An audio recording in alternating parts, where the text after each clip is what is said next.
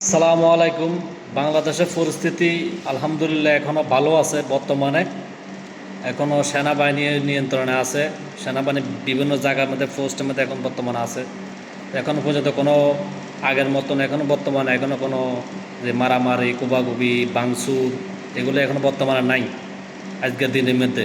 তো একটু চলতেছে হালকা একটু বাইরে, যেখানে যে জায়গা সেনাবাহিনী আছে এখন বর্তমানে সেনাবাহিনী এখনো ভালো করতেছে, এখনো পর্যন্ত ভালো আছে সেনাবাহিনী। কারোর অব্দি কোনো হামলা করতেছে না, কোনো কিছু নাই।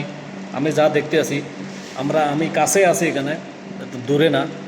তো বর্তমানে বাংলাদেশের পরিস্থিতি এখনো ভালো আছে, খারাপ না। তো বিভিন্ন আউটসাইডের মধ্যে একটু বেশি চলতে আছে। আপনার ছাত্ররা একটু আন্দোলন করতে আছে, কিন্তু সেনাবাহিনী যেখানে আছে জনগণ, অনেক জনগণ পাবলিক লোকেরা তারা এখন বাইরের দিকে যাইতে আছে, তাদেরকে বের করে দেওয়া হচ্ছে, ভিতরের দিকে যাওয়া যেতে আছে না। গুলশান এবং কি বসুন্ধরা ঢাকা যে মলগুলো আছে এগুলো তো এখন আপাতত একটু কিছুটা ঠান্ডা আছে। জনগণের একটু বেশি, যার ইমার্জেন্সি একটু বেশি জরুরি, তাকে একটু ছাড়ে দিতে আছে, একটু বাইরের দিকে যাইতে আছে, এই দোকানে যাইতে পারে, ওইখানে যাইতে পারেন।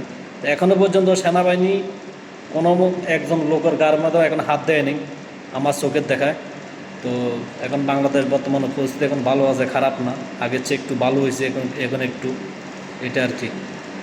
আর ওবায়দুল কাদের যে কথাটা বলছে যে দেখা মাত্র গুলি করার জন্য, ওবায়দুল কাদের বলছে যে দেখা মাত্র গুলি করে দেওয়ার জন্য, গুলি করে মেরে ফেলার জন্য। এখনও পর্যন্ত কোনো সেনাবাহিনী কারো গায়ে হাত দেয়নি, করে গুলি করেনি। সবাইকে সম্মানভাবে তাদেরকে সেবা যত্ন করতে আছে, কোনো সমস্যা নেই এখন বর্তমানে বাংলাদেশে। যা মারা গেছে বর্তমানে, আগামীকালকে মারা গেছে শুক্রবারে, আজকে একটা লোকও মারা যায়নি আমার মনে হয়। এটা আর কি। বাংলাদেশের পরিস্থিতি এখন বর্তমানে ভালো আছে, বলা যায় না পরবর্তীতে এখন কি হয়, এটা আর কি।